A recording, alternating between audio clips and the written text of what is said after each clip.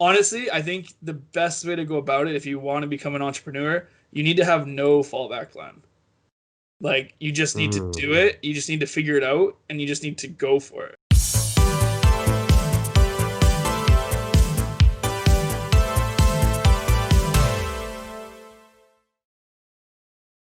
All right, we are on. Hey, Justin. Hey, buddy, how are you? I'm good. When's the last time I saw you? I think I Uh, ran into you in like Staples or something yeah, randomly. yeah. And then the time before that was when you told me you were leaving the business, and I was sad. Wow, that's the only memory you have of me. Okay, so just I guess we'll start with that. So for context, uh, when you say leaving the business, maybe you want to explain that. So I am a mortgage broker in the Fraser Valley, or BC, I guess is better. So what that means is I help everyone with financing in regards to home purchasing. And you were briefly a realtor. I guess you technically are still a realtor. Um, Yeah, I don't what? know how the legality of it is. I gave my license back, so I don't Oh, did know. you? Okay, Yeah, because I don't want to pay their monthly fees, right? fair. Okay, so then you're not a realtor, I guess. Yeah, yeah. So yeah, you were super good at what you were doing at the beginning, and then all of a sudden you're like, "Yo, I'm out. I'm gonna go try and save people's lives and be way better than a realtor." So how long have you been a mortgage broker for? We're going on 2.5 years, give or take. Yeah. Okay. Kind of like I think people have a general understanding of what realtors do on the day to day, but I found that most people don't really have a good idea of like the depth of work that you can do and like the amount of knowledge you have. So why don't we just start with that? So kind of give like a brief summary of like your day to day, what you do, typical stuff like that.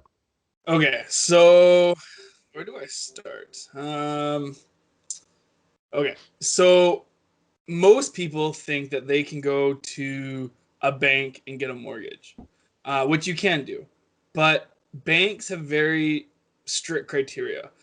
So, for instance, I'm gonna say there's 5 boxes that you have to meet, right? So you have to have good income, you have to have a down payment, you have to, you know, the income you have hopefully has to be salary type idea, let's say. So a salary employee, good down payment, that you've lived in Canada for a while, a certain SIN number, yada yada yada. There's lots of different criteria they have. If you don't meet one of those criteria, they're going to tell you to come back in 2 years, let's say. So um, let's say a construction worker does lots of overtime because that's the industry I came from. Somebody like that, they would say, well, a lot of times they'll be like, we can't use your overtime because it's not consistent enough. So come back in 2 years when you have a 2 year average. Right. When that's not the case, we could probably get them approved with somebody else quite simply. Um, Hmm. with me, a mortgage broker or consultant, like I would like to be called, specifically, we are licensed and federally regulated, whereas a mobile specialist out of a bank is not. And I get to deal with, I think I counted the other day, I think it's 77 lenders I have access to. Whether it's AAA clients, private clients, alternative lenders, whatever the case may be, there's Hmm. 77 different clients I get to work or lenders I get to work with. Hmm. Um, and I am held accountable for what I'm doing. I've seen a lot of mobile specialists that are very like I almost like I would say predators in regards to not doing what's best for the client, right? Right. And a lot of times too with bank specialists, especially when you're into buying a house, time is of the essence, right? You got subject removal. Sometimes that subject removal is only 3 or 4 days. Hmm. Um, things can happen quite quickly once you get a purchase agreement going, and the bank specialists generally don't care. They get their salary, right, and your emergency is not their emergency. Right. Whereas for me, I'm only going to be getting paid if we get you a mortgage and a house. So that 4 day septic removal is, you know, balls to the wall for 4 days type idea, Yeah. right? To get you that approval. So, um, yeah, there's also like I technically don't cost anyone any money. I basically work for free. I'm just like the cheap girl on the corner.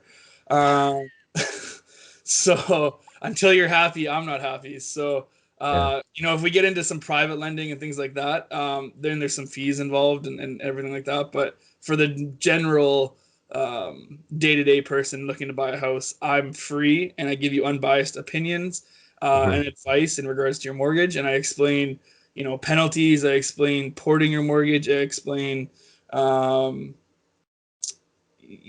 did explain everything, right? And hmm there's so many terms that, I mean, you can attest to it, that even people that have bought 3 or 4 houses have no idea Yeah. what's happening, right? So, Yeah. I mean, in my short amount of time, I've already done over 125 loans. So, I'm well surpassed, your typical person home buying experience, Right. right? Okay. So in a nutshell, what you do is similar to what the realtor does when they're helping you on the buyer side. They're kind of working with you in the sense of the realtor. They're trying to help you find a house. And in your case, you are trying to find them the loan to basically for them to be able to afford the house. Yeah. So you take care of all the finances. You mentioned briefly about mortgage, what was it, portable mortgage specialists or mobile mortgage specialists? Mobile, yeah. Mobile. So when you say their salary, does that mean like they don't technically have a fiduciary duty towards their client? What Yeah. does that mean?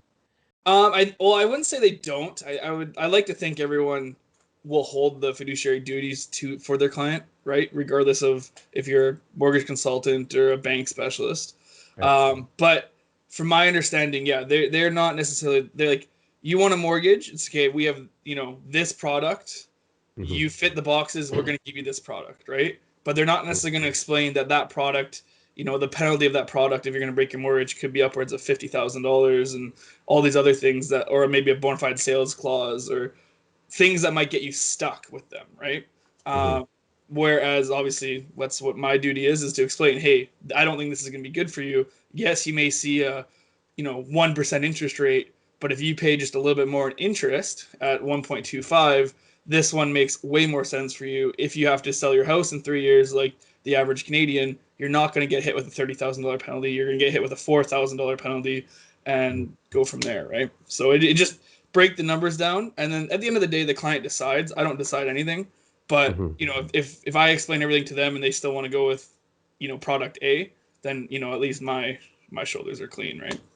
Yeah, normally what I found was people were hesitant to work with somebody they've never met before, but it seemed like they felt because they were at a certain bank for several years that they would take care of them. Kind of like what's your comment on that? Like, do you have any pushback on that or? I have 2 comments. Okay, one is banks are in the business of making money, hmm so it doesn't matter how many years. Like actually just finished with a lady, and she had been banking with a big blue bank, so that hmm everyone can figure out there what that might be. And she had been there for 47 years, and she hmm couldn't understand why they wouldn't lend to her. Okay. Okay. Um, we were able to get a mortgage through her. Unfortunately, because she's 87 or whatever the case was, she only has some pension income and some other private pension income, so it's not very much all in all. Right. So we had to go to an alternative lender to get her the mortgage. hmm um, but the bank said no, and she never understood why, right? And that's because to them, she's not going to make the money because she's old, probably going to be passing over soon. So hmm to them, that's not a good investment, right? It's not worth it for them. hmm Um, Whereas the alternative lender is like, sure, even if you only get 5 years, like that's 5 years of you paying us 3% interest, right? Yeah. So, and then the second one is if you go to a Chevy dealership, the Chevy dealer car salesman is going to tell you that their cars are the absolute best cars out there. But what if Mm. you're looking for an electric car? Is that going to be the best? Is that the best car for you? I mean, yeah, they Right. have some electric product, but if you're like, I want the Tesla or I want the Rivian that's coming out, you're going to be like, that's not what I'm looking for, right? Mm-hmm. And that's what bank specialists are. They don't know other products out there. And so, they're going to sell you the one product they know, and it doesn't necessarily mean it's going to fit what you need, right? Whereas on your end, you're kind of like an independent contractor that is tied with all the different lenders, and you can kind of figure out what lenders' terms and whatnot fit that specific person and their goals. Yeah, like I just did one where they're from the States. They've been up here for about a year and a half, and he works for Amazon, and they've let him work out and about now. So they came Yeah. back to Canada. Yeah. But he's like, honestly, he's like, I want to go back to the States. Like, I don't see us being up here for very long, and I couldn't get him out of a fixed mortgage, a 5-year fixed rate, which always has the biggest penalties. Mm-hmm. So I said, well, what is your timeline? He's like, well, we're going to go back in 3 years. I was like, well, perfect. We'll only do a 3-year term, right? Mm. And that way there's going to be almost no penalties and you're good to go. Whereas a bank would have been most likely would have said, here's your 5-year term. And they could have easily seen a $20,000 penalty when they decide to move. And I mean, luckily we are in BC where, equity growth is forever and happening, apparently. Mm-hmm. So, it may not necessarily hurt them too bad, but if they're in a smaller market where you're not seeing 30, 40, $50,000 of growth every year, that's a big hit to take, right? What if that's Yeah. your money to get you into the next property or It's basically a down payment on yeah, some properties. right? So, yeah, it's just, once you kind of in my experience, once you explain kind of what you do and how you do go about things, most people are very open to at least talking with you. Obviously, you find some older generations that still think that a mortgage broker is like a crook, because that's kind of what we were in the 90s. Mm. There's a lot of horror stories about brokers taking advantage of people. But millennials are like, what? I don't have to pay you. You do all the work for me, and I sign some documents. Like, here you go. Yeah. Yeah. So it is becoming easier to explain to people like how I help them and what I do. Okay. You mentioned something about interest rates. So when I was working, I think interest rates were probably in like the mid 3%. And then, the world went on fire. And the weirdest thing happened is that interest rates went down. From my understanding, that's weird. Can you explain kind of what is going on, like why that happened? Does that to like the layman, like what's going on? Okay. So in Justin Meathead language, Jim language, Yeah. the economy did that to keep money moving. Okay. So the theory was, and we can dive deep into it if you want, but basically is if you make money cheap and available, people are going to continue to spend, Hmm. and that is exactly what we saw happen. Okay. So basically, a lot of people were out of work.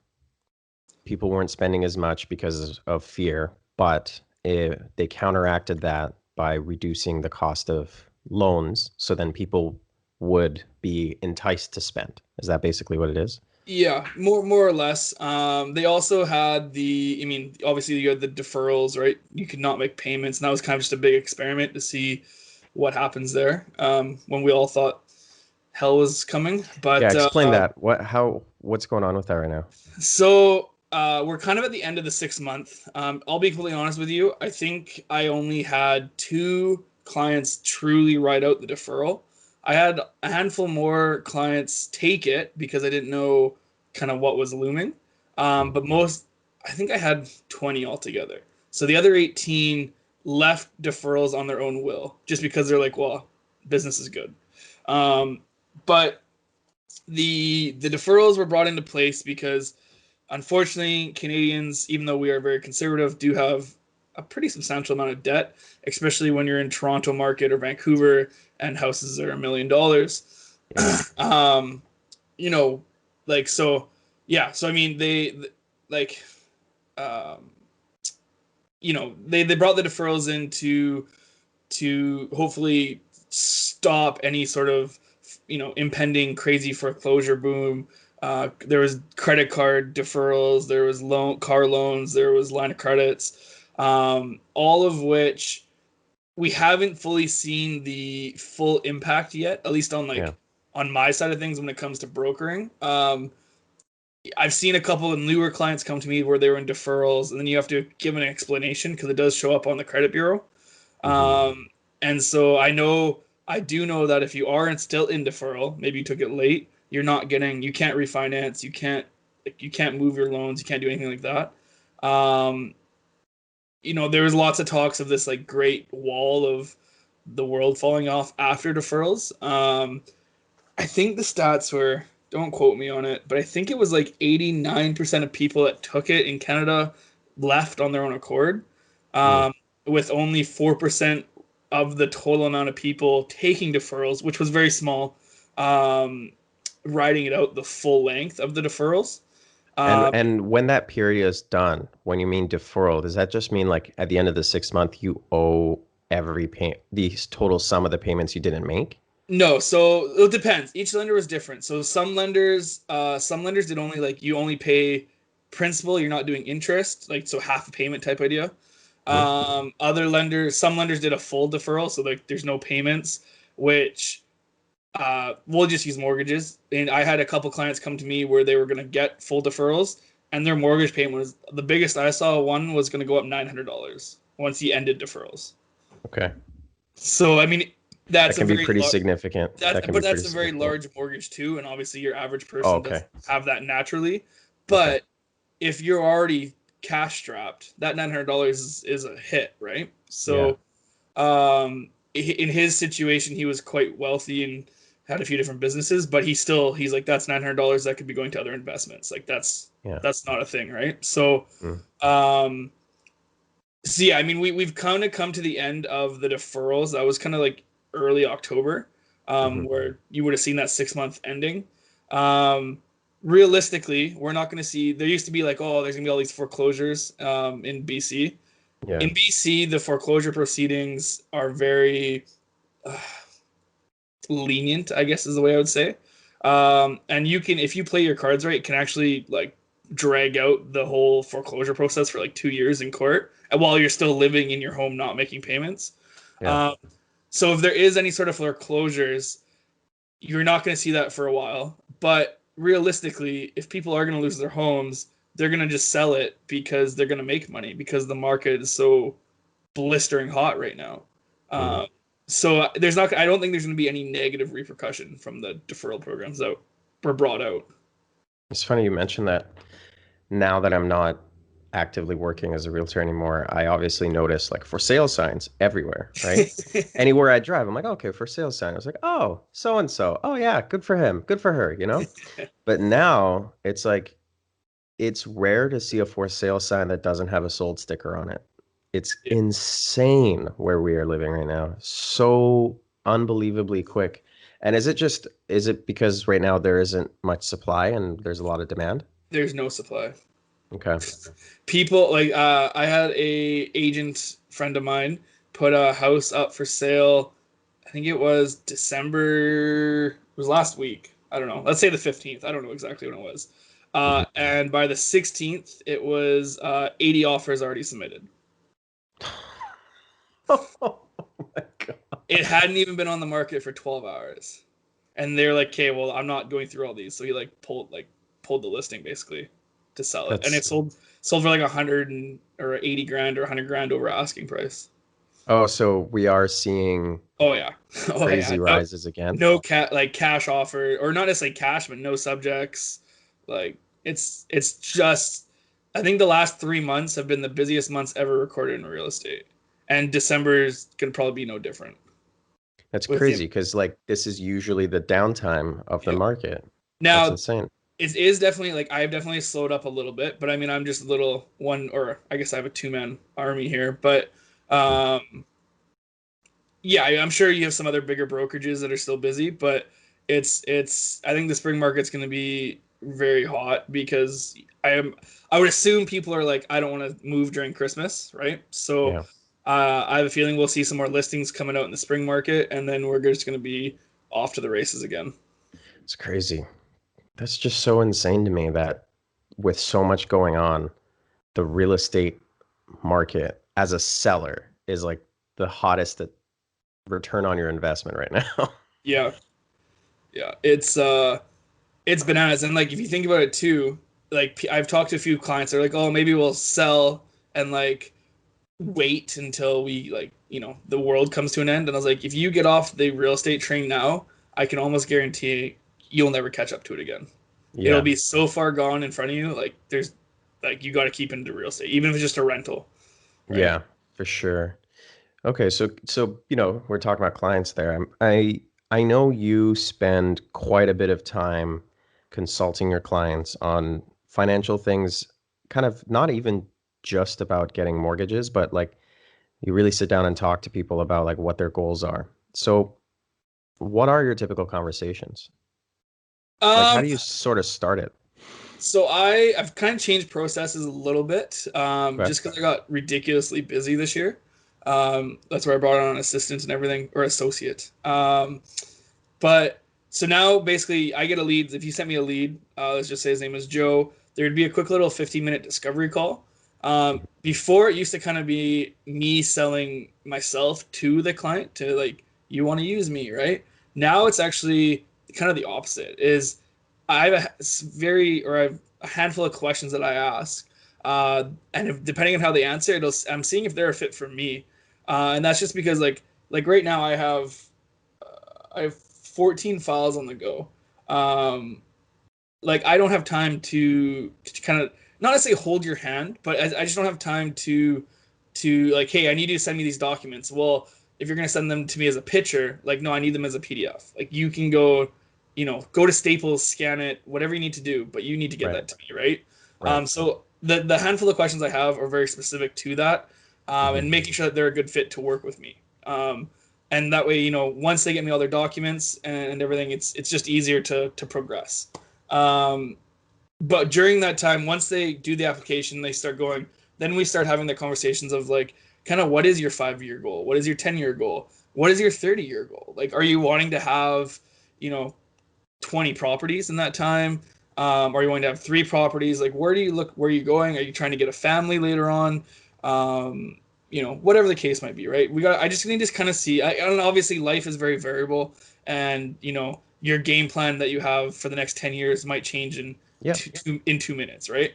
But I like to know where they're going because then you can say, okay, you're buying this condo, first time home buyer. Hey, is this property a rental? Like I know you said you're planning to kind of only stay there for 5 years, but if it's a rental, we could look at using the equity in 5 years, which in theory will be about 100,000, maybe a little bit more, depending on how the numbers go. We can Hmm. use that money to get you into your next house, right? But now Right. you have rental income paying down your mortgage, and if inflation continues, probably paying you quite a bit more money a month as well to get you Hmm. into the next house or the townhouse or whatever the case may be, right? And Hmm. for me, for me, it's kind of just farming the client because now they start thinking about that. They're like, oh, like this guy is really good. He's like looking out for me, right? So just having those simple conversations of where they want to go and like already creating the game plan of how to get there for them, Hmm. showing my Hmm. worth that way, right? So Yeah. So then basically by sticking your neck out and providing more advice or services that don't necessarily like lead to you making money at that specific moment, what it does is the client remembers you, they trust you, they come back to you, they refer people to you, stuff like that. yeah, I mean, well, I can't remember the book. It was one of my audiobooks, and it was all I think it was actually a Napoleon Hill book, but it was always do more than you get paid to do, Right. right? And so Right. that's kind of just something that I've gone forward with. And um, specifically this year, like when COVID hit and everyone didn't know what was going on, I called everyone in my database, whether I had worked with them or not. Maybe they didn't continue to work with me, and I just said, "Hey, this is Justin. We talked, whatever time, depending on if I had notes or not." And I just Hmm. asked, how are you doing? Can I help in any way? And I've had my best year yet. And it was honestly from 100 phone calls of just, hey, how are you? Can I help you? Like, Okay. that's it. So on that point, I actually wanted to ask you about this was I'm hoping that one day the people that watch this, some of them are, young guys or young girls that want to make something out of their life. And like maybe some of them want to be business owners or entrepreneurs. And the scariest part is that there's basically no real formal framework, but there are themes, there are general things that the successful people almost unanimously always do. And obviously you've gotten to a point where, like, I would consider you really successful. I don't know if you consider yourself that, but I think you are killing it right now. So let's start from the beginning. Like you said, you started 2 years ago. What made you start? Like, did you want to start before that, and were there other things in your way? Um, no. I was pretty set on being the typical career construction guy. So, Okay. little back catch to people who don't know me. I had a son at 18 years old, or a little bit before my 18th birthday. So my main focus was to provide for him. And so I got into a construction job. At the time, was making really good money. I think, yeah, there's not too many years I wasn't making six figures, to be completely honest, as a young kid, doing dumb young kid things like every young kid that makes too much money. And then I got hurt at work. I got hurt. WorkSafe retrained me to get into heavy equipment. I got into underground utilities, and then from there I got a job with Metro Vancouver. So there's like a municipal city job, like what you had with the pool there, Yep. and then there's like Metro Vancouver, which is, I wouldn't necessarily say a step up, but it's just a bigger area. Basically, it was from like Aldergrove to like West Vancouver, right? Got it. And they take care of like all the drinking water, all the sewer work. Like, yeah, I was kind of like a jack of all trades, master of none type guy with them. So at that point, I was like, I made it. Like, I got a great pension. I got fairly easy. Like, yeah, there's days I had to work hard, but there's also a lot of days when I was there that you're shooting the shit with the guys all day, right? And you're getting paid you're getting paid $80K to do that, no problem. So it was kind of like I was, set to go, work the next 40 years at a pretty cush job, make pretty good money. Like, yeah, you got to commute, but oh well, it is what it is, and retire and enjoy life. And so there's some things that happened at Metro Vancouver that I won't get into too much detail because I don't want to get anyone in trouble, but somebody should have been fired.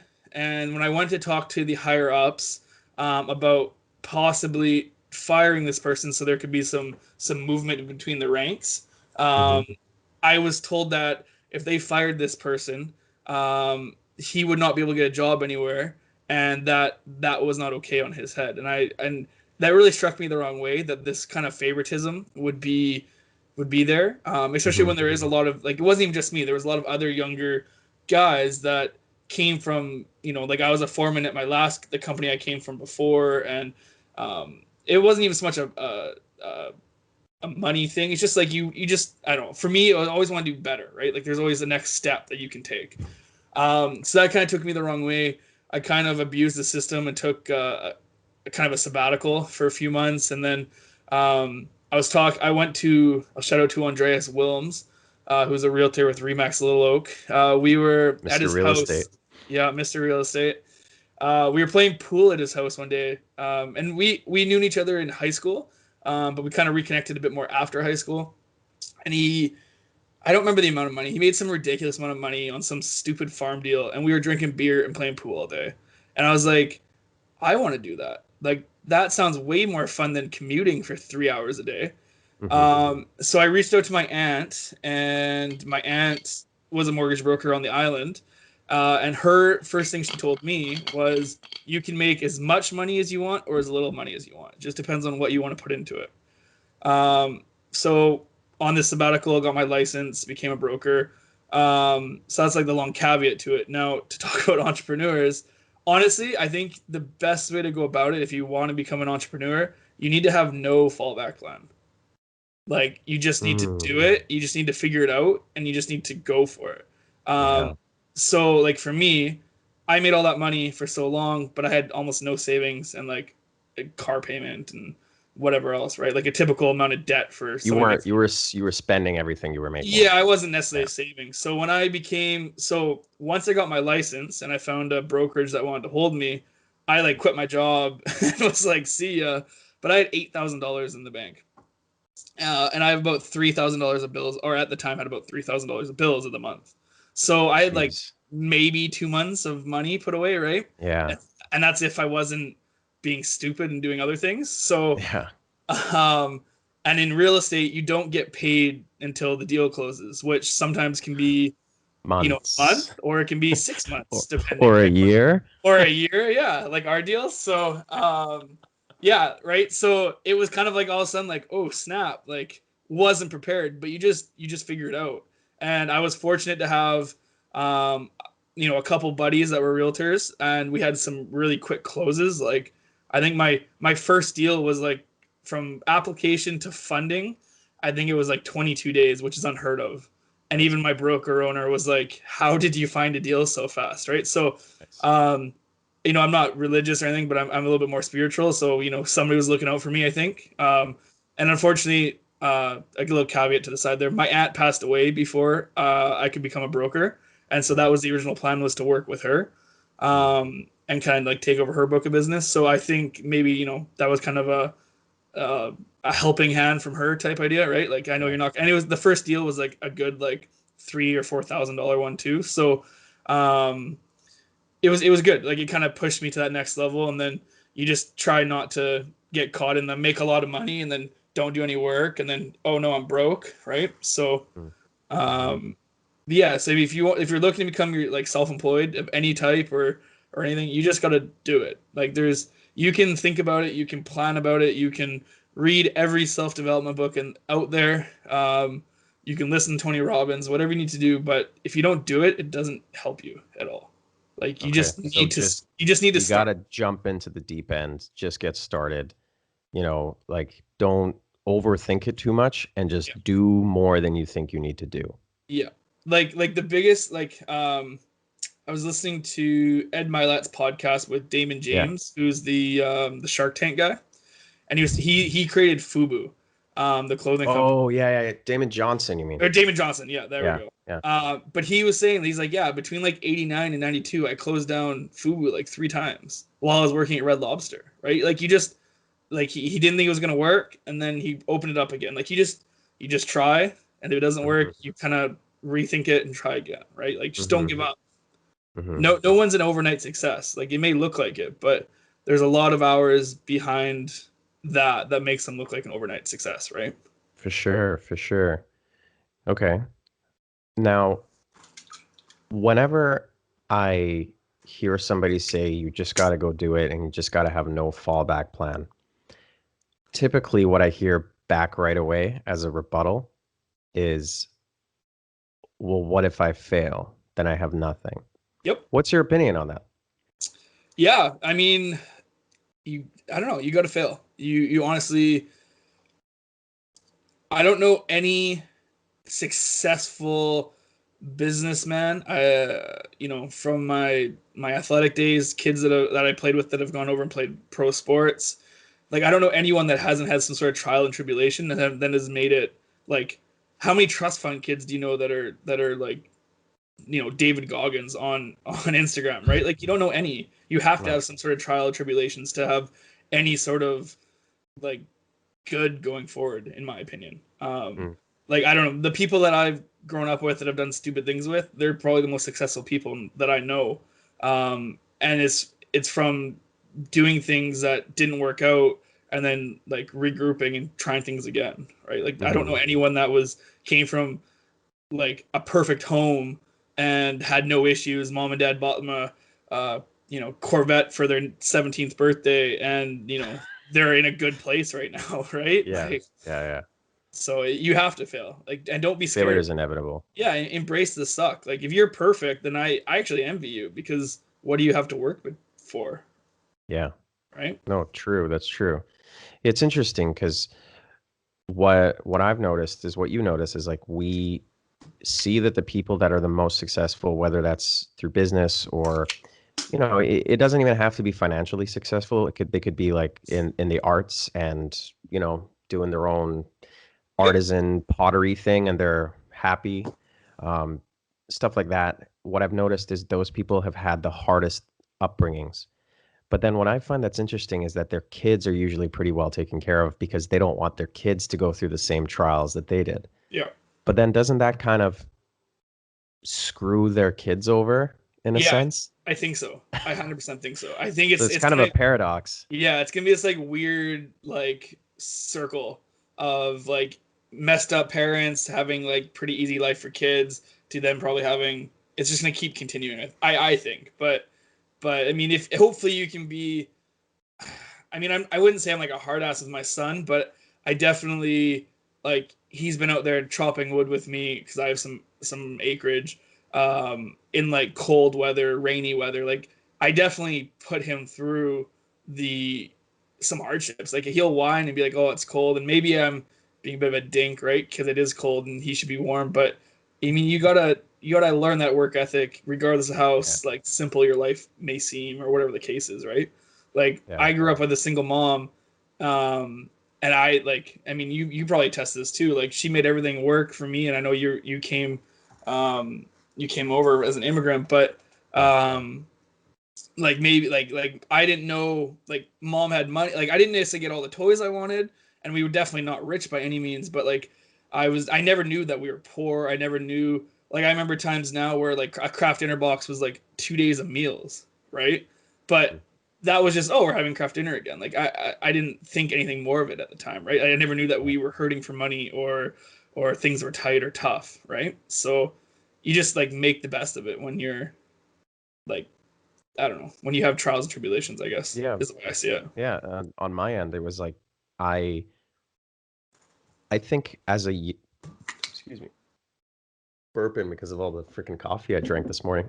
Unacceptable. I know. I'm sorry I got you up It so was early. just no, I know, right? This is like I normally wake up now.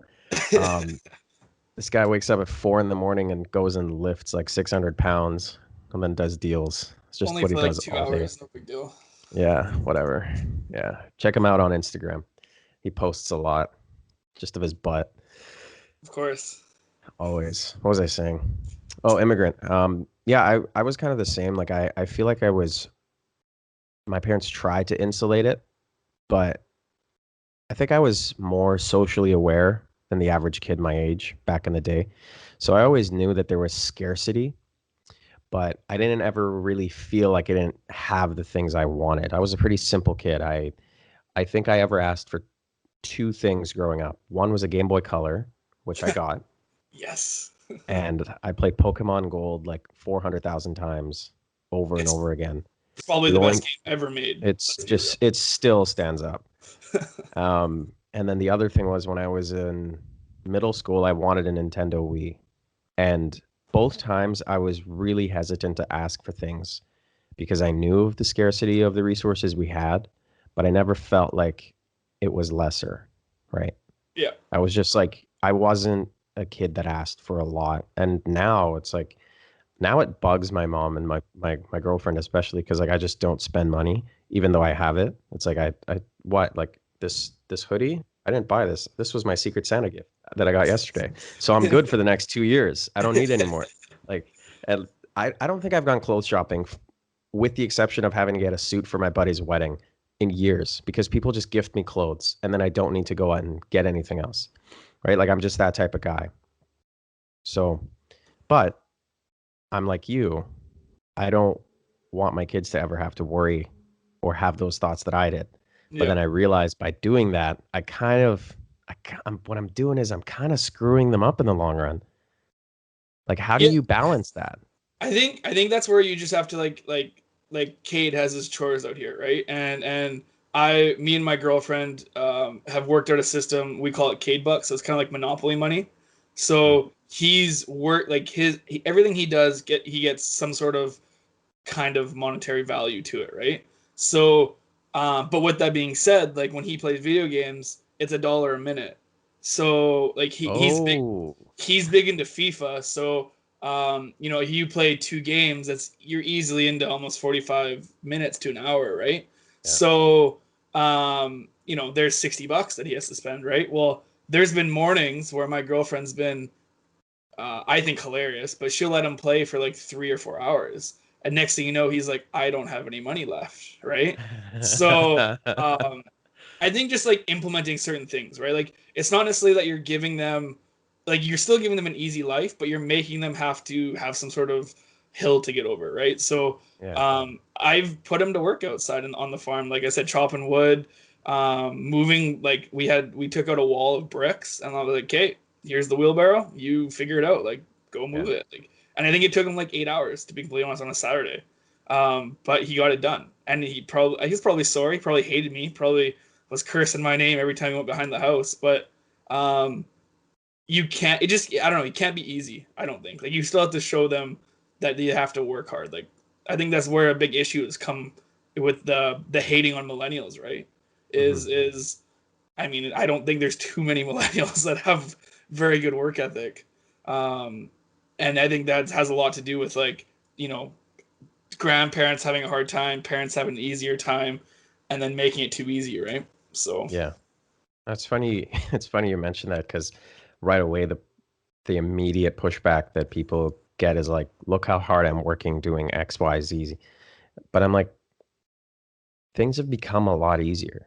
Yeah. Like nowadays, most people, I would say, that are our age, that are homeowners, either own a condo or a townhouse because that's what they can afford. Yeah. And as a result, they don't have to do any yard work Yeah. because there's a guy that comes in and does it, or lady that comes and does it.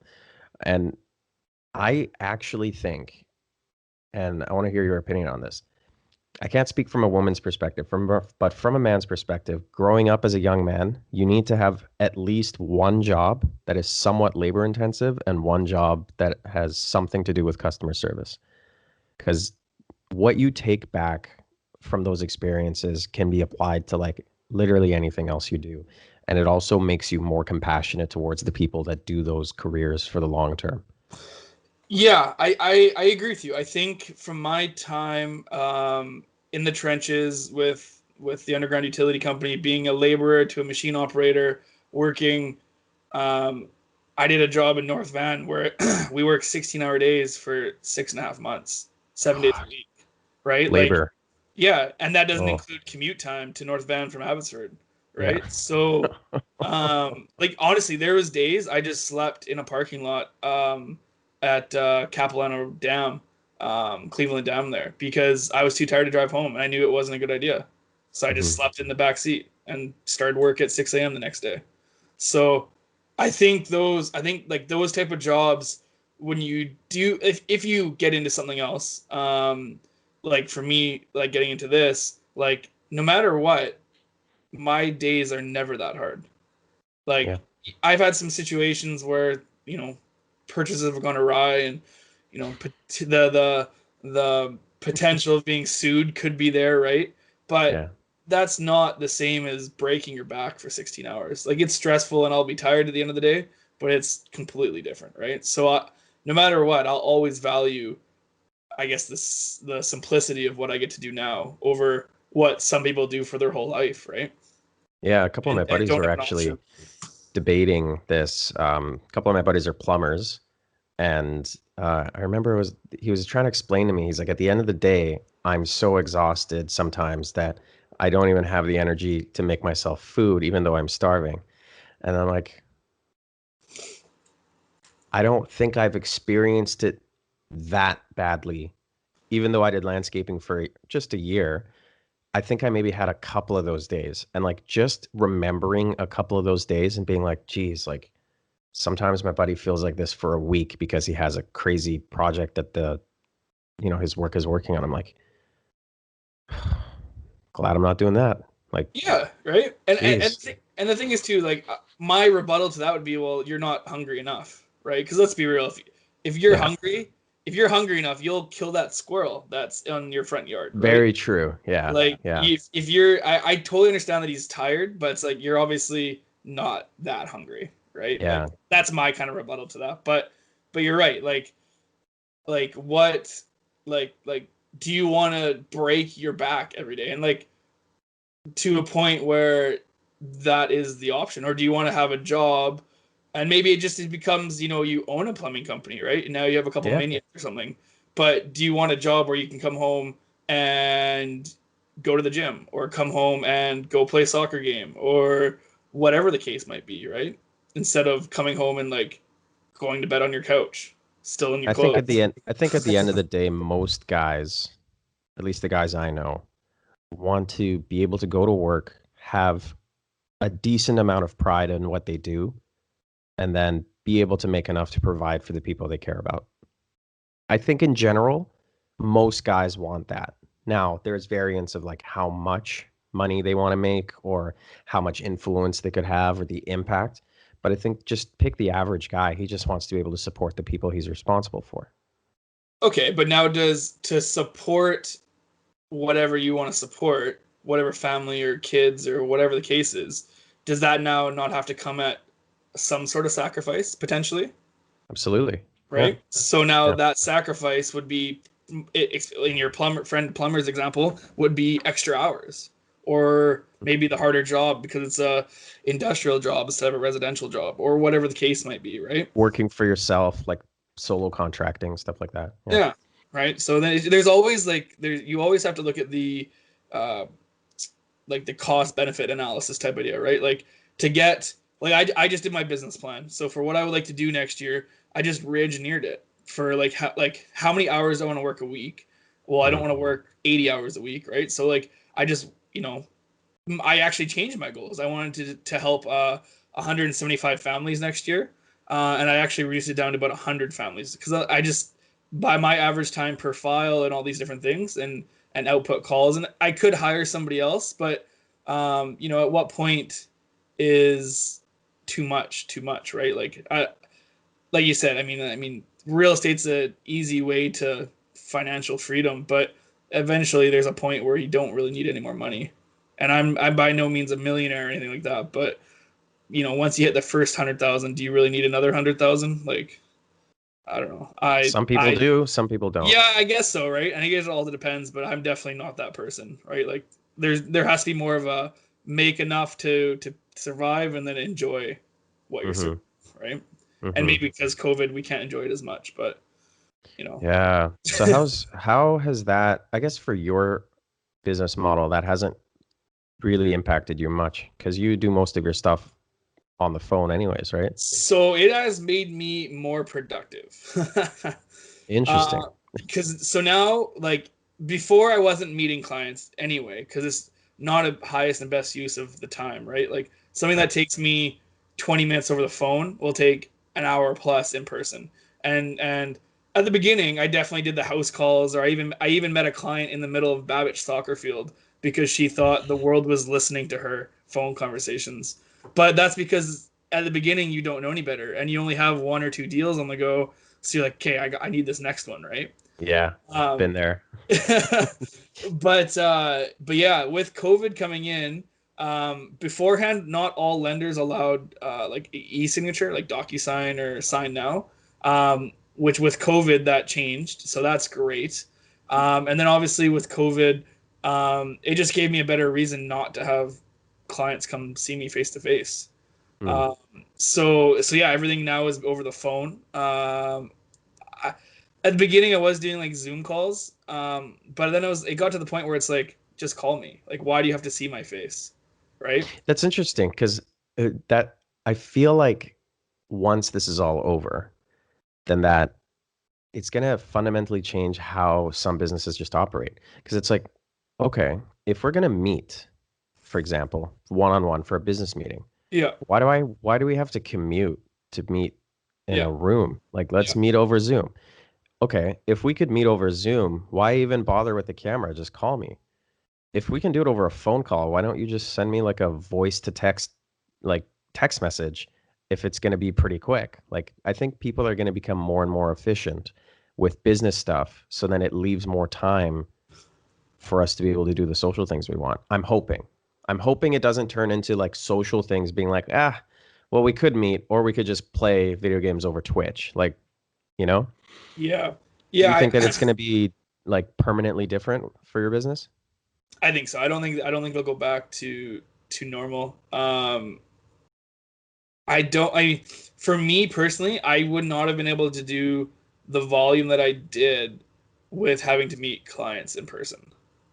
There's Just no because of the the time commuting from It not even, but not even that, like, because it would be you're coming to me, but yeah, it just like it just doesn't. Yeah, for me specifically, and I'm by no means a big broker, a big brokerage. I'm not a broker doing $100 million volume or anything like that. But I'm into that 1% of brokers on a production level, and I could not be there if I would honestly, I'd probably do 10 to 15 deals a year if it goes back to normal, just because of the time. And like I'm not in this industry to work 14-hour days, and I have and I will, but I don't want to do that every day. Like, that's why I left construction, right? So I'm in this industry, so if I did sleep in, I could go to the gym at 9 o'clock, or different things like that, right? Like, the freedom of this industry is why we're here, and why you briefly came over too. Yeah, absolutely. Because the beauty of it is you can get up at 4 a.m. and start working, or you can sleep until 10 and then start working at 11. Yeah. It's just like your aunt said, you can make as much money as you want or as little money as you want. Like, that's probably the perfect way to describe, like, what would the general term be? Like a sales, like a solo contractor sales business or something. What would be the best way to describe mortgage brokers and realtors and insurance brokers? Like, sales reps, I guess. I guess we're all selling something, right? But Yeah, I guess just sales in general. Like, I think yeah, even if you're a good car salesman, let's be real, you don't got to be at the lot all day. I have a couple buddies that whatever their processes are, that they go to the lot only when their customer's there, and then they're doing whatever else the rest of the day. So and they sell ridiculous amounts of cars and make ridiculous money. I thought I made ridiculous money. No, that's funny you mentioned that. Car salesmen tend to, I feel like that's the one where, like, the 1% of the car salesmen are the so far few in between. And most of the people that run into a car salesman are running into one that is, like, doing okay, getting by. Yeah. Right? Yeah. Well, I mean, like, if you look at, like, Grant Cardone, I'm pretty sure was a car salesman at the beginning. I think so. Yeah. Brad, I don't know if you know Brad Lee, is another big one in the States. Brad Lee, yeah. He was a car salesman. Marshall Silver, who's the hypnotist. Wasn't Jim Pattison a salesman or? Yeah. There's just all these multimillionaires that at some point were car salesmen. Yeah. So there's definitely something, and, like, not like a just making it car salesman, like blew it out of the water car salesman, just because they learned rejection really quick, or door to door knocking, sales knocking. Yeah. That too. Speaking of cars, you got yourself a shiny one this year. Might not be so shiny anymore, but I see you're representing the 4-Wheel Drive Association. I am, yes. Yes. I got my Jeep back, so yes. I want to talk about that. Okay.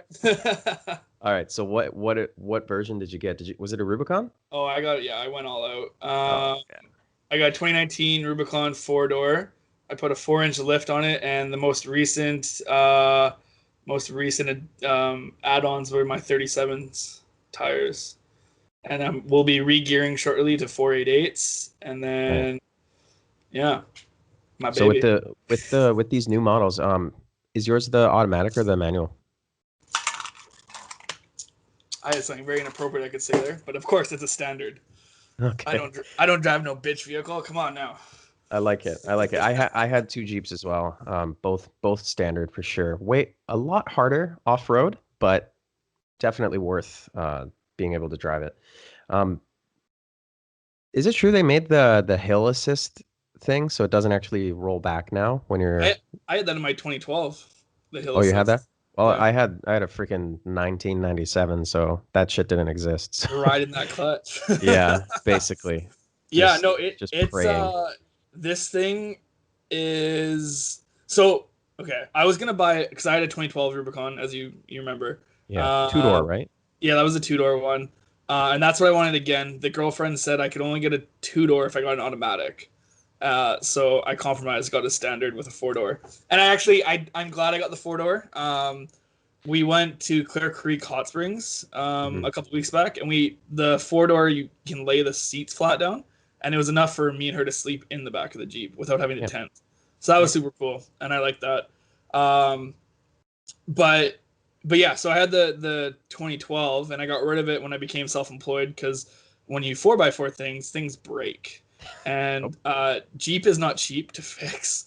So Was it just empty every pocket? That's what it stands for. Yeah. So got into a car, and now that I made some money, and I'm not a complete fraud in the mortgage industry, I bought a Jeep again, and yeah, it's expensive and fun and breaks, and I love it. Oh man, like my first vehicle was a 2006 TJ. Yeah. And it was a horrible purchase decision. So I spent all my money on it. It leaked oil. It had a piston slap. So the engine was like all the time. I take it to a mechanic, and the guy's like, yeah, if this was a normal car, we'd have to swap the engine. But this is a Jeep, so it's good for like another half decade. I'm like, okay, good to know. It was rusted from like the ground up. It was just garbage, but I had so much fun in that stupid Jeep. It didn't even have good tires. It had like mismatched, bald, like all season tires on it. And I still took that thing up like Sylvester and like off-roading. Yeah.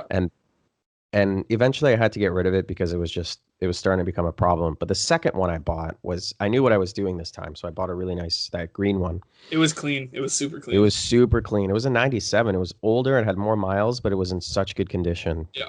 And it's like, it's hard to describe to people like the amount of adventures you can have in a machine like that. Yeah. And I think a lot of people don't realize how capable those cars are just off the lot.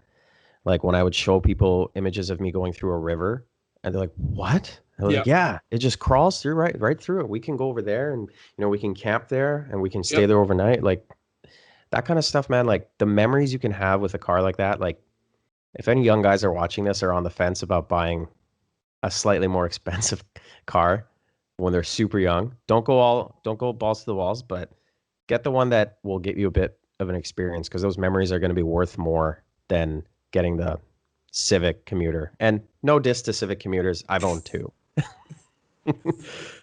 Just get it while you can. Get it while you still have the time. Yeah, I've so my first car was a 92 Skyline GTR. Damn. And so that thing was fun, and I love that thing. And my goal is to import one. Probably a R34 though this time. Nice. But that's maybe next year, we'll see. Like right-hand drive and everything? Yeah, properly. Nice. And properly, I want it to be like, because unfortunately you buy a Skyline over here, unless you're paying like 40 or 50 grand from somebody, they've shit kicked it, because it was a 20-year-old kid just like I was that it was me, right? So I know how they've driven it.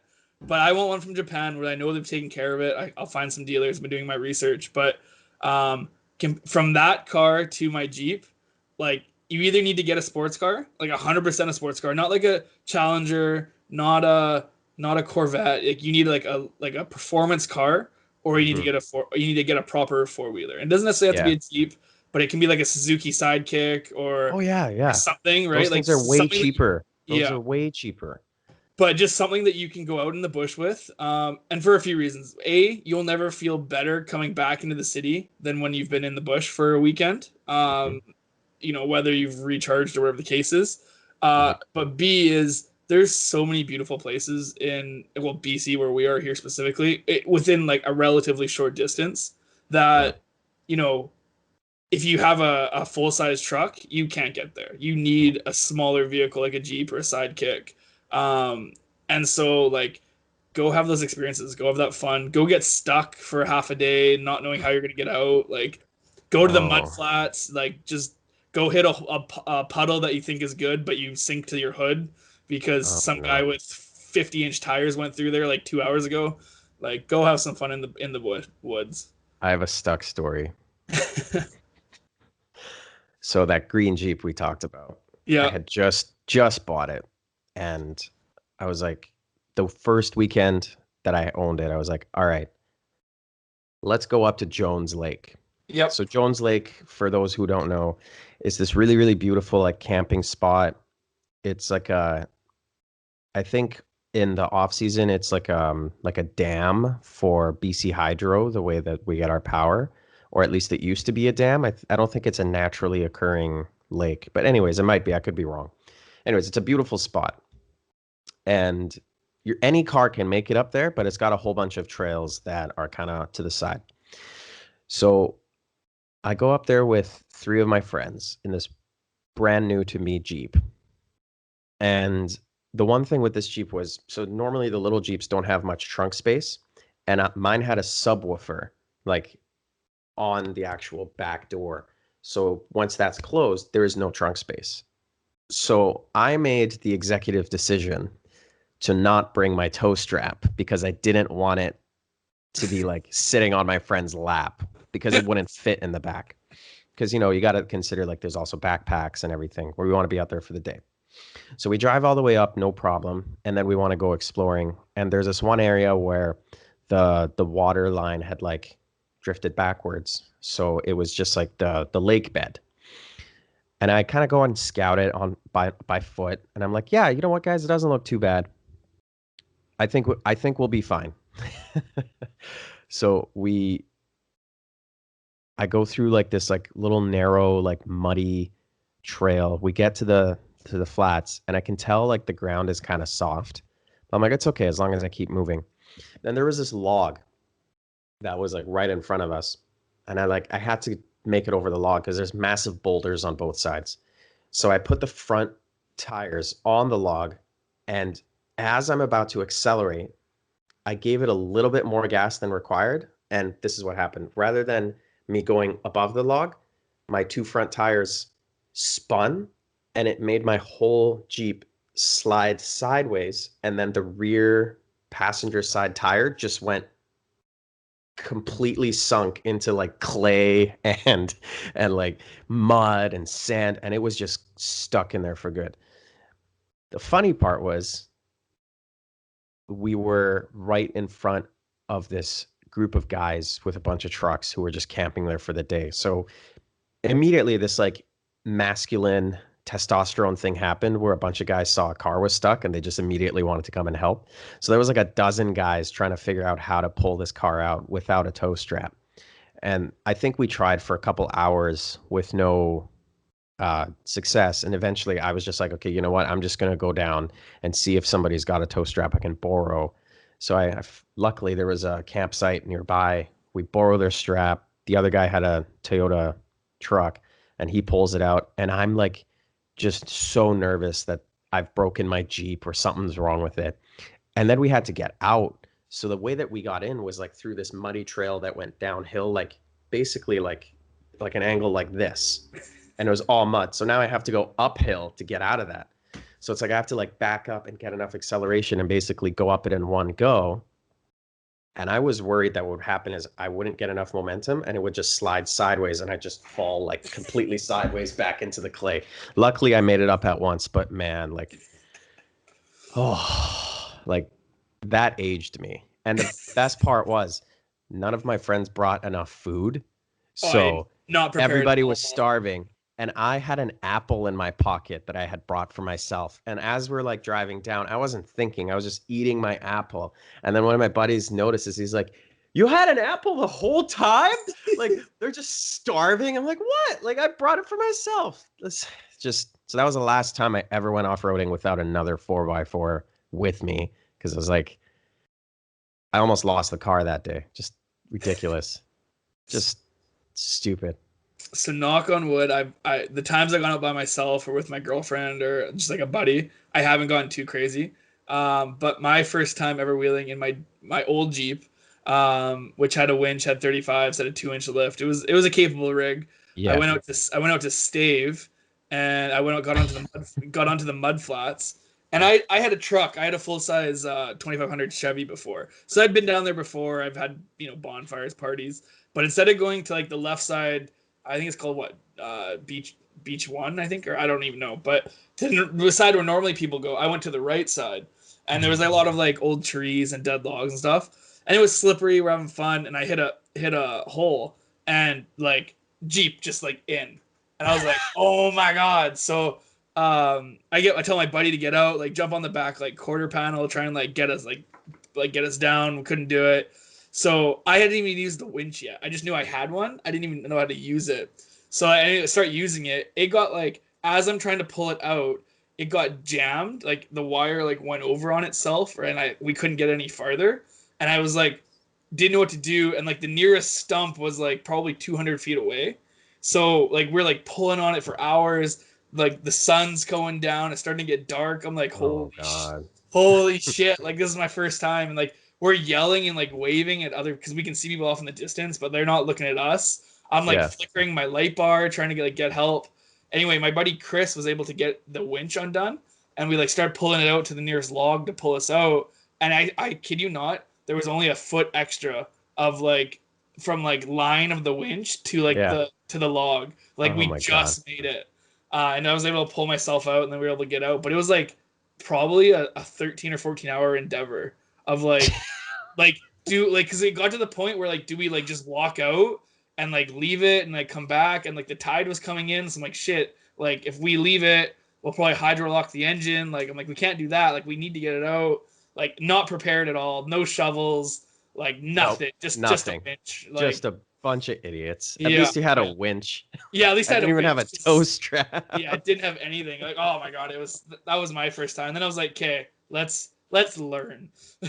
Yeah. So all the guys at home, you definitely want to have memories like this where you fear that the only thing you own is about to be lost to nature. Definitely go out there. Maybe bring a winch or a tow strap, or go in pairs. That helps too. A pair. I definitely recommend pairs. Yeah. Never go four banging alone. That's not fun. Because when you get stuck, there's nothing you can do. But you want to get stuck. That's the fun part. That is. But you want to be able to be, pulled out. So always go in pairs. You just be amazed how MacGyver you become too. Like, of like, I'm gonna lift the Jeep with this rock, this log. Like we're gonna lift it and put wood under the tire and go. Yeah, that's like, if I think I can't show the video right now because I'm using my phone as a webcam, but like the guys had like grabbed the log and they were trying to use it as like a lever to like push the rear tire down, and like they were putting pebbles in the hole that it was stuck in to get more traction. Like it's just ridiculous. Yeah. It's that kind of stuff. But see, like that was stressful at the time because it was something you didn't plan, but those memories last a lifetime. And I have so many more that aren't a result of disasters. Like one time, I don't know if you're familiar with Shem Mountain. Yep. It's a tough hike to get to because you can only get up there with a proper like SUV. But one time, my three buddies and I, we drove up there, each of us in our own four-wheel cars. We hiked up to the peak, and then we stayed there overnight. And like we were the only people on the mountain, like the only people on the mountain. And that was really cool, like doing a campfire by your car, sleeping in the car, and then like waking up to the sunrise. We actually we thought we would make this joke every so often where it was like, check your six. Like we would like flash our flashlight behind us to make sure we're not gonna get eaten by a cougar or a bear or something. And then we're just eating our Chef Boyardee, and then we hear this like these leaves crinkling, and we're like, I think the life in our eyes just like slowly like dissipated with just so much fear. And we like turn the flash to the side, and I shit you not, you just see this thing and it just looks up and it's just this stupid deer, and then it looks like up at us like this, and we're looking at it like this, and then it just goes back to eating more grass, and then it just fucks off. You don't scare me. No, he's just like, not you. He got a good look at us. He's like, these guys aren't predators. Not these guys. This is fine. No issues. But stuff like that, man. Like you can't have those adventures in a Honda Accord. Do you know how unthreatening you have to be to not scare a deer? Like you have to be a squirrel, a literal squirrel. Yeah. Was that before they blocked the vehicles to the meadow, or how close did you get to the mountain? So I don't remember what year it was, but there's like a parking lot at the very top, and then there's a massive tree that is like, it looks like they took this huge log the size of the biggest tree I've ever seen Same to thing. like block it off. Yeah. So you couldn't actually drive up there, You but used to be able to. oh, yeah. I'm glad they got No, rid of sorry, that not. because the I shouldn't even. You shouldn't. I shouldn't say you used to get up to the top, but you used to be able to like go into like that meadow and that stuff, and like the green area. yeah. Yeah. Well, I'm glad they did that because that area is so beautiful. You don't want cars to fuck Well, with that. there used to be a bear that would just hang out in the meadow. Oh, really? They would just like it would literally like you would be hiking up there. I've done that hike a few times. It's not. I haven't seen it recently, and I went about 2 years ago. But yeah, there used to be a huge bear, and it would just like be in the meadow chilling, and like people would just be like hiking up the mountain. Yeah. And I've actually, you know what's interesting? In all the times I've gone hiking, I've never once encountered a bear, a cougar, a wolf, anything. Just that deer. I've never even seen a black bear. Cougar probably sees you and you don't see it. Yeah. Yeah. I've had True. a handful of run-ins with bears, but I've gone on some like pretty crazy hikes. My girlfriend's quite into hiking, Yeah. and she'll do like 2 week straight hikes. Oh, geez. Like Nice. she's That's crazy. awesome. But we've done like not as crazy hikes, but we've definitely been like bear up ahead of the trail, like not even 100 feet ahead in front of us. Or like when I was in the Yukon, I had a grizzly come after me when I was in an excavator. Um, like I've had some interesting run-ins with wildlife. Jeez. What were you But doing then, up in like, the Yukon? I was gold mining for a bit. I did 2 seasons up there. Oh, cool. Yeah, no big deal. Nonchalant. So yeah, I have. Yeah, I was gold mining. The bear story. Yeah, so I was going down early in the morning to move a ton of pay dirt because we kind of caught up the day before. So I was like 3 or 4 hours before we'd ride. There was like our camp, and then like I don't know, down the ways, there's another camp, then there was our claim that we were mining. Hmm. So I was riding the quad through, and I got past a different somebody else's camp, maybe about 5 minutes out, and there's this huge grizzly bear. Honestly, the size of my Jeep, I shit you not, like Jeez. massive. And it was just on the trail, and I was maybe about 150, 200 feet away, and it stood up, and I kicked it in reverse and got to this other company's camp. And we in the Yukon, when you leave your keys in the machine, like you just who cares? So I like jumped in their 700 excavator, Hitachi. So a 700 is a 70-ton excavator, so it's massive. Okay. Like most of the excavators you see, like if you're driving by a construction site, is like a 200 to give you like kind of size. Oh, wow. Okay, so this is a big boy. Big boy.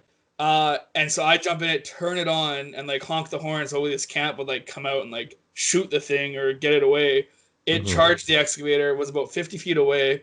Um, I don't think there would have been a way for it to come like kind of get me because like you definitely have to climb on like the track and stuff. But like I started hitting the bucket on the ground, and it was like coming at the bucket, trying to swipe the bucket. Like it was not scared of me whatsoever in this excavator. Wow. It kind of played around for like 5 minutes, and then it ran up like so we were in like in a valley, and up the one side on the right it was just muskeg up to this plateau, and it Hmm. ran about so muskeg is basically like swamp and like Hmm. plant, right? Hmm. So if you or I tried to walk to it, it'd be like past our knees. We would like it would take like a 30 seconds to take a step. This bear was up to the top of the plateau in like 30 seconds, and Wow. it sat there and watched me. Jeez. So yeah, that's my like closest Jeez. encounter with a bear, and it was like that was like yeah, that was bananas. That's ridiculous, man. It's like during the lockdown, so many of the trails were closed. So then the ones that were all open were just so busy. Like I don't know if you're familiar with, I'm sure you've gone there a million times, Lindeman Lake in Chilliwack. Yep. I went up there with a few friends, and this is like for people who have no idea what I'm talking about. This is like a really short 30, 35-minute hike. Families can go up there. There's a parking lot. Like it's not grueling in any way. parking lot probably usually has a capacity of like 40 cars, and there's at any time like 3 cars in the parking lot. So we go there, and not only was the parking lot full, but there was cars for like almost a kilometer just parked on the side of the road, and there was just no room to go up there and you could tell the demographic was like Vancouver demographic because they look like city people. And you can tell like the reason they're there is because like all of their trails in their area is closed off. So it's like, sure, you closed off the trails so then people wouldn't get into contact with each other, but now people are going to the trails that are still open because not all of them are closed. And now everybody's in one spot. It's crazy. This was in the summer. Are you busy? Do you got to go? Nope, we're good. We're good. Just a message. We're good. Okay. Yeah, I've also done. Have you done Keyhole Hot Springs or Slow Cat? Where is that? Keyhole is Pemberton, I believe. No, I've never even been there before. So they close that one most of the year because of bears, and then they only open it for like the winter. But I had been there, I think it was springtime, so bears had just come out, and we were just chilling in the hot spring. It was my girlfriend at the time, and like a big bear, just like, I don't know, 25, 30 feet away, walks up, sniffs around a little bit. Like, we're just sitting in this tub, like, what do we do? Yeah, at that point, really nothing you can do. Yeah, right. So it's like it kind of sniffed around our stuff. Like, it kind of, I wouldn't say like went into her backpack, but like was a little bit more interested in her backpack. And then he just like pissed off. I was like, wow, okay, cool. Thanks you for not eating us. Yeah. Was it a black bear? Yeah. Yeah. Well, I guess if you live in certain towns around here, like Mission, like you run into those a lot. I'm just like the only times I've ever actually seen a bear was driving somewhere. I've never encountered one while I wasn't in a vehicle. But like I'm legitimately scared of cougars. And Yeah, the cats. The cats. Yeah. The other ones too, but the cats for sure.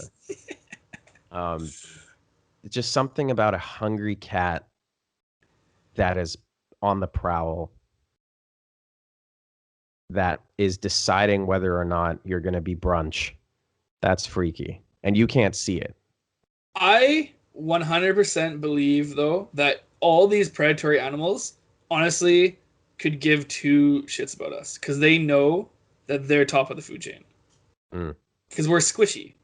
Like, we don't have any defense. We don't have claws or, like, sure, I can try and grab a rock, but that cougar is going to, like, take a few swipes and a few bites by the time, right? Yeah. Because so my friends had a run-in with a cougar where they were dirt biking up the Kettle Valley place or area, and they stopped one evening to drink some beers, take a group picture, and in between the four of them, you can because it was an old school picture, right? You had to get developed, so they didn't know until they got developed. But with four of the pictures, there's a cougar between the four of them, and he's like just popped his head up enough to see him with his glowing eyes, and like. They got on their bikes and like rode away. They had no idea the thing was even there. Jeez. So like, I don't know. I do believe that if you're not a threat, like now, I mean, like you saw the video of that one charging that guy, right? Where he's walking back on the. I think like there's babies in that, and I think something like that would happen. But I think for the most part, most of these animals, if you're not encroaching on them, like they're just gonna leave you alone. Yeah. You don't startle them or.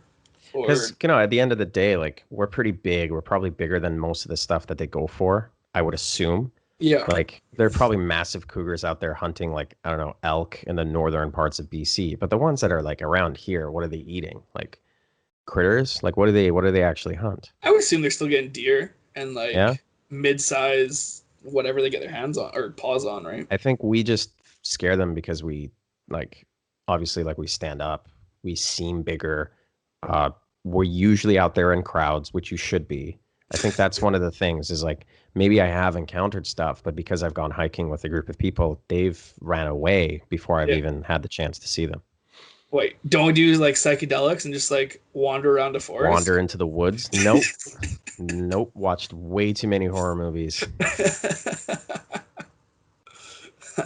There's like a recent movie I watched that was called The Witch, and it was like you just reminded me of that, just like this creepy horror movie where I don't want to dive too deep into it if somebody actually want to watch it, but there's like an ending where it's like you could suggest that it's like taking a psychedelic and like weird things happening in the woods, but it wasn't psychedelics. It was like supernatural stuff, but it was Yeah. just so visually disturbing that I'm like, nope, not me. Nope, never. I did Shambhala one year, which is a big music festival in the Yeah. Salmon Valley, and I may or may not have taken a fungus type thing. It's a portobello mushroom. Yeah, and it was the only time I've had a bad experience, and I ran around because the trees were chasing me for 12 hours. The best part is they told me that or I would stop, be like, you can't do this, you have roots in the ground, like logical side of my brain. They'd laugh at me and then continue to do it. Good times. Jeez. No, that stuff isn't for me, man. That's not. I don't. I think I would have too big of a panic attack, and my body would just go into shock, and I'd just like self-induce coma. Uh, I wouldn't be able to handle it. I don't think.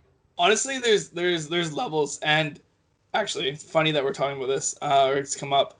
The really successful people that I've met on my self-employed journey, Mhm. all microdose with magic mushrooms. You know, I've been hearing a lot about that now in certain like books and like see it somewhere online, but it's like, what does that even mean? So like, To give you context, I know three top producing realtors that do. Um, okay, an average realtor does what, 4 to 6 transactions, right? If I'm not mistaken. probably, yeah. Okay, so these guys are knocking out like 50 plus transactions a year. Okay. Uh, I know one businessman who owns a. It's kind of like a headhunting company, but it's international. He's well into like 7 and 8 figures of like income a year, and he does it. And I know a couple other good salespeople that are high 6 figure income that microdose. And so each what they do is they will use a grinder, like a marijuana grinder, and they'll grind up mushrooms, and then they'll weigh it out, and they'll take like a 1/4 gram in the morning type idea. So for them, or actually it's probably even less to be honest, but for whatever they've done and figured out in their life to like how many grams they're taking is where they're like, a body high, or like talking to God, or like talking to the aliens, like whatever point that is that they're at. Yeah. They'll take like just a smidge, and just enough to kind of, they each and every one of them have told me the exact same thing, that they just become more in tune with what's going on around them. So uh, this is they do this on like work days Yeah, and like okay. 5 days a week, like Monday to Oh Friday. wow. They'll take Interesting. like a, So it's like a morning coffee basically. basically, yeah. Honestly, Hmm. yeah. It's funny, Uh, it's interesting because like caffeine is such a potent, like neurostimulant, yeah, and we don't bat an eye that probably the majority of the population is either addicted or reliant on it. yeah, But there's so much stigma against a little fungi or anything else, right? yeah. So and they've all told me, I mean, not the same words, but the headhunter guy that makes ridiculous amount of money, he says that his success is strictly due to his microdosing. He 100% believes that he is where he is today because he's been able to. What's a headhunter? He like will Because it sounds like this guy just gets super high in the morning and goes and like murders people. so his company would get hired by like I don't know, the Vancouver Canucks, let's say, and we're looking for um the best physiotherapist you can find. So Oh, okay. he would then kind of like globally search, and then, hey, you're already working for the Pittsburgh Steelers. Well, we're gonna pay you this, and this, and like we're gonna steal you from them type idea is what he Got it. does. Got Yeah. it. Okay. Sorry. Or maybe like he's done like cleaning companies. Hey, we need 20 people to clean for us. So he'll go Mhm. find That's all it is. It's kind of like a glorified pimp, is the way I looked at it. Anyways, you were saying, sorry, before I cut you off. But yeah, he says 100% that if it wasn't for his microdosing, that he would not be quote unquote successful. Like, it's been able to bring him in tune. He's been able to see through the stress, been able to manage the stress. He's been able to. He says he's able to like dictate like working day to like family life. Like, there's a very strict line when he's taking like whatever he takes, like 0.1 gram or whatever the heck it is. And I think there's definitely something to it. I mean, we both listen to Joe Rogan, right? So we know how much of a prominent psychedelic lover he is, and I think there's definitely some merit to it to a point, right? As long as you can control your urges to maybe go farther and talk to aliens on a daily basis. Yeah, I think it's probably just that, and that's probably why there is a stigma, because if I drink too much coffee, I'm going to have heartburn and I might have some stomach issues, and maybe I'll feel like really, really, uneasy. But if I take too many mushrooms, I might have like a weird trip, or I might have a really bad trip where trees are chasing me. And But see, it's funny now. It's not bad now. yeah. Yeah. Have you done anything like that? No. I've like abstained from all that stuff. I think it's mainly upbringing, but it's also just like, it's kind of weird, but I have a really weak stomach for most things, like literally a weak stomach. Like even even just like certain foods or certain beverages make me so sick that I can't ingest them enough for their effects to take place. Like, it took a while for me to get used to coffee, and even coffee, I have to be careful with like which one I get and how much I drink and how much sugar and milk is in it. I don't put any sugar in it, to be honest, but like how much milk, because like that'll mess me up. But then milk on its own doesn't mess me up. But then if it's mixed in coffee, it can make me really gassy, stuff like that. Um, so I'm just kind of careful with that kind of stuff because I don't want to mess up my GI tract and make it upset. And I think the last thing you want happening is having a bad trip and shitting your pants and not knowing if it's actually happening. I'm also super paranoid with that stuff, so I feel like it would like I can't say the word, exaggerate the effects. I don't think it would have the calming effects that it has on most people. I think I would have an existential crisis. Well, I don't think you would. I won't say I'm a prolific user, but I've definitely dibble dabbled here and there with psychedelics, to be more specific. I definitely think there's a place for it. So I watched a friend of mine go to war and have to kill some people, as you do in war, and come back from the nicest guy to the biggest jerk ever in the world after about 2 tours. And I watched him slowly come back to normal with finding a psychiatrist that would do MDMA therapy with him. So he was able to talk about the things that he had to do. So I think there's merit to them in proper settings, obviously.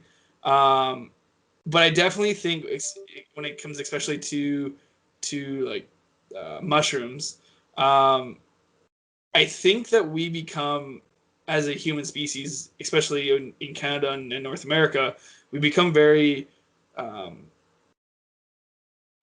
taken away from our natural roots. And I think that, in the city lights and the cell phones and the Twitters and the Instagrams, something like, taking, a gram or two of mushrooms to get yourself realigned with, honestly, Mother Nature and just like becoming part of the planet again. I think there's a lot of good things out of that. I know it's, in a lot of the things I've had to go through the last handful of years, it's definitely been able to ground me specifically to stay a little bit more focused and not get caught up in the minute details. Mm-hmm. Well, I mean, right now, like from a medical side, I remember there was person I knew, her brother was a neurosurgeon, and as a neurosurgeon, he would recommend um, what's it called, like THC oil CBD. to CBD. Is it CBD or THC? Maybe both. See, I know CBD sometimes people take for pain, Yeah. but specifically the one that actually causes the high for people that have migraines. Okay. Now, if you have a migraine, please do not listen to what I just said. I am completely uninformed. Discuss a neurosurgeon first or your doctor or whatever. But it was just interesting that people in the formal medical community are now actually embracing this as an alternative to something like whatever the medication normally is to alleviate migraines. I don't even know if there's a medication, but it's interesting to see the shift in public perception of this kind of stuff. You know, like for the most part, most people don't really have a negative um, attitude towards alcohol, but if you just look at the sheer numbers, that's way more destructive. And that could be because it's readily available and you can just go and buy it, and you can't just go and buy a bag of magic mushrooms, I assume. But it's just interesting how some things are okay and some things aren't. Yeah. I think it'll be interesting to see because Oregon decriminalized everything a couple weeks Yeah, I ago. saw that. Yeah. So I think it'll be interesting to see how that all plays out because obviously it's Portugal, I believe, right? That's also has done it for a handful of years now. I haven't heard. I think it's Portugal that like heroin's not illegal. Like everything's been decriminalized, and they've had really good results in crime going down and other things like that. Like they're more they, from my understanding, they attack the mental side of things a bit more, like your mental illness and everything. So it'll be interesting to see if Oregon does something similar to counteract this stuff because I honestly think everything has like cocaine was created for medical use, like heroin, like all this stuff was created for something at some point. Now obviously things have progressed, but obviously there's some merit to like fentanyl, right? it's Yeah. it's heavily used in the medical system for pain relief, but Yep. obviously if you go too much you croak, Yeah. right? So Yeah. there's reason for it, and I think it needs to be open, right? If we can drink our life away, there's no reason you can't honestly snort cocaine. I think they both are just as negative, and we're gonna wreck your life just as much, either one, right? But yet one's legal and one's you're going to jail. So Yeah. It's an interesting discussion, and I'm glad that the people in charge of policies and laws are spending some time to like carefully consider it. yeah, And it's we'll see what happens in the future. going from mortgages to drug talk, I love it. Yeah, we just talked for an hour and a half. That's impressive. Yeah. I can't let Um Alex have the longest one, so we got to beat Alex's time. yeah, he was an hour and 47 minutes, so we got Okay, 15 minutes. we're going. We're going to Sorry, Alex. we're going to beat him by a minute. Yeah. So Are you still how's playing soccer? what's new with you? Like your schooling's going good? Yeah, so I just finished the semester um all online. First time I've ever done a fully online semester, but honestly, I prefer it from the stance that I'm in right now. Right now, I'm just kind of in school to be in school because you just kind of have to be a full-time student while you're applying to medical school. Otherwise, there's a lot of stigma against it, which is really shitty, to be honest. I enjoyed my classes. They were like all like sociology and humanity classes that I've never taken before. So it's kind of like seeing light in a different lens, I guess, Yeah. versus scientific stuff. But yeah, just kind of waiting to hear back from applications. So University of Alberta, I'll find out in February whether or not they have an interview for me, and then the Ontario schools I find out in January. Do you think if you had not made it the first time that things would have gone according to plan? Like if you had gotten through medical school the first time, do you think you would have enjoyed it as much now that you've had to like come back to it and like you realize that this is really what you want to do? Does that make sense? Yeah, it makes sense. It's a really tough question because what's funny is I think about that a lot. Yeah. I think had I Flipping gotten this interview on its head. I'm interviewing you now. yeah, I think had I gone in my first attempt, I don't think I would have the same depth as a human being. Okay. Because to be perfectly honest, it was nothing but net up to that point. Like I was killing it. I was whatever I tried, I was doing either good enough to satisfy my own expectations or I was doing really well. And this was one of the first things in my adult life where like it didn't go the way I wanted it to, and Yeah. it had massive consequences, right? Like it wasn't just a small thing. So I think while in the short term it's been a lot of pain, in the long term it's going to be a net positive. I don't think I would. I think now I bring more to the table than I would if I was like fast tracked into the program, basically. Would you have had the mental headspace to continue forward, or do you think it's been better that you've had these trials and tribulations? I think if anything, the trials have shown that regardless of what happens, I will have the mental Yeah. fitness to go. Whereas before, I think here's the other thing. So a lot of the people that I talk to that are in residency right now, so they're done medical school and training, and they're in their fields as like a junior doctor, basically. Some of the people that they talk to that are their colleagues feel really nihilist towards the career path they chose because basically since high school they've had a one-track mind and haven't really tried anything else. Yeah. And being a doctor is hard, dude. It's not easy, especially when you're in the training. You're there all day, like all day, multiple days in a row sometimes. So as a young man or woman, you can't help but think maybe I should have tried the other thing, or what if I had gone this way, or is this really what I want, or shit, this YouTuber is making more money in 1 month than I will make in an entire year as a GP. That's insane. Why am I spending all this time? And I think if you're someone like that who didn't really need to go and try other things, you might have that feeling, especially now. But for me, like, let's be honest, I could have made more money doing real estate in the Quicker. long That's term, in the quicker. Yeah. quicker, and then maybe in the long term, depending on how I wanted to pivot and what I wanted to do. But at the end of the day, I didn't choose to be a doctor for the money because there's a whole bunch of other things that I could do that doesn't require as much effort to get to that point. Yeah. Yep. So yeah, I think regardless, like things will be okay. Like it's not, I don't take failure so personally anymore, you know? Yeah, I think that's probably good for the phone calls, right? Like if somebody doesn't want to talk to you, that's not you.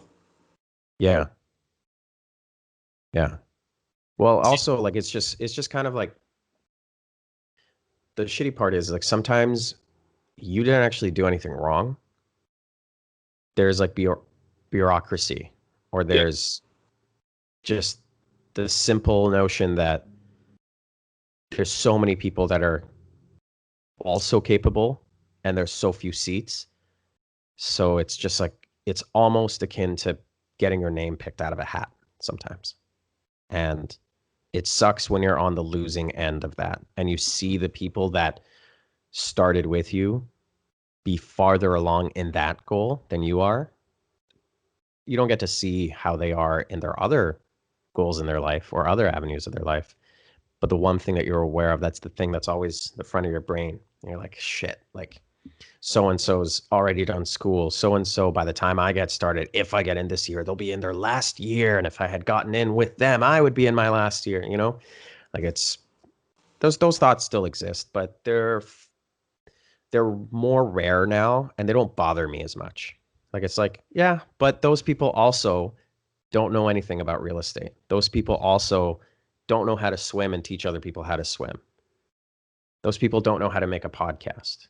So it's like everybody's got their own thing, right? Yeah. It's just hard to like really train yourself to actually feel that and not beat yourself up so much. Yeah. No, I agree. And it's I think like when you had me answering those questions for you, I definitely it kind of popped in my head, and it like obviously the lot of questions were like, is this a good fit for this person or whatever, right? And that was kind of my thought too. Was you've had the the front desk experience, you've had the somebody drowning, I help them experience, you've had the getting a person to their dream home experience. Like you've had all these different experiences and different emotions of the people you're working with to better suit you, I think, for somebody that is coming to you with flu-like symptoms and think they're about to die with COVID, but they're going to be okay type idea, right? Yeah. And I think you will be better suited because we all know that doctor that is not personable and it's like straight to the point and like see you next time, right? And I don't think you'll be that at all by any means. Like I honestly think you would be the guy that remembers each patient's name by name and by whatever weird quirk or whatever they have going on. So thanks, man. That means a lot. And I mean, that's the reason why I'm choosing to do it, is it's regardless of all the hardship. And honestly, sometimes I'm like, why am I even doing this? Why am I doing? Like, I've been turned away 3 times. This is the 4th time I'm trying this. That's 4 years. It's like, bruh, like I could do whatever I want. What am I doing? But it's just, I think it's normal and natural to have that feeling because you feel like you don't belong if you're being rejected.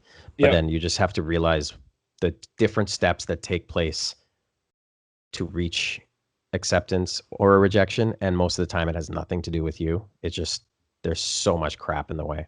Yep. Well, I mean, hey, there's always a spot for real estate for you. When did I feel like you literally say that every time I meet you. You're like, hey, so if, just saying, I want more referrals. So well, when did you stop? When did you officially stop? What do you know when that was? When I stopped working or when I turned in my license? Well, when did you stop sending me clients? Like, when did you stop making your calls? December of 2019. Was that really? Yeah. You did none into 2020? None. I didn't do a single follow-up or anything. I just worked with the handful of clients. We won't name any of them, but the handful of clients. And then the one client that took the longest that you and I closed just recently. That was the reason that I was active in any stretch of the imagination. But then I turned in my license at the end of the summer because if you recall, I had another client whose apartment I was helping sell, right? Yep. So once we sold that client's apartment, I no longer needed an active license because the contract was already done with the other person. Yep. So then I didn't need to pay fees, but I was just waiting for it to close. But I didn't make any calls, any follow-ups or anything in 2020 at all. And all of the people that came to me afterwards were a result of all the phone calls I made from September to December. So like I had people calling me in like March or April or like recently in July and August, the ones that I sent to Nick. Like they were just random DMs or random texts. Like I don't even remember this person. You were tied with 2020 numbers for 3rd most referrals from a realtor. So just to like put that in perspective, and you were tied for 1, 2, because one was Nick's, technically Nick's, but it was yours. So you were like 7th, 6th, tied for 6th on closed deals with me this year, and you basically didn't work at all this year. That's hilarious. And you were like $1 million of revenue for me. That's hilarious. Yeah. That's awesome. Yeah. So, I mean, there's always a space there for you. Yeah, no doubt. Apparently, there's a space for me to do whatever I want, except for the thing that I want the most. Then there's no space for me. That's just how it is, right? Yeah. It's such BS. No, man, like, seriously, anybody watching this, Justin's a killer. He not a real literal killer, but like a murderer in the business world. I probably could kill you though. I am He 300 could. pounds, He's a 6'1". big guy. I don't know if it shows on camera, but his forearms are my legs. Business killer. He only got that way because he showed up every single day and put in the time. Every single day on his Instagram, I see a post of him going to the gym and then getting to work. It's consistency that is the reason that he's successful. And I mean, just to toot my own horn a little bit, the only reason I had all those referrals coming back is because I made phone calls and I did, as a realtor, open houses twice every weekend for 4 months, and I made no money.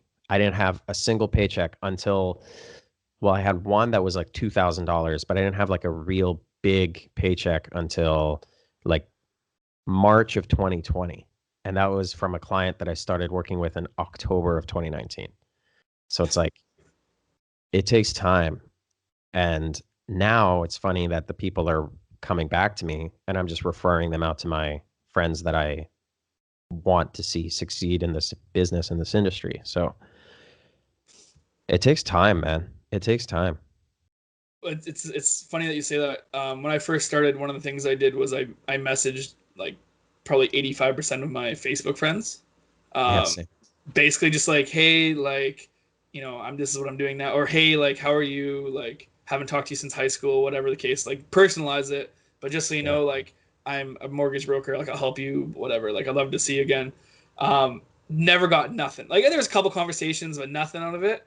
And they're finally coming to now. Like, hey, like, we're looking to buy something. Like, can we talk? Whatever, blah, blah, blah. Right. So it's just something I did, honestly, I don't even know. Over 2 years 20, ago. yeah, realistically, right? Like that it's Yeah. taken that much time to come back into it. So Yeah. The same with this podcast. Like I posted it on my Facebook. And so the day that we're recording this is the day after I posted my first ever episode. And like I have like 70 views. Like I'm ecstatic about 70 views. Like I'm blown away that that actually happened. And yeah, like you just never know where things that you start take off. And you don't know if like in 2 years from now, if this specific podcast will get like 300,000 views yeah, because next people Jake will Paul. come back. You never know. You'd be fighting Mayweather in 5 years and be the next big YouTube star. Is that what I have to do now? Just Yeah.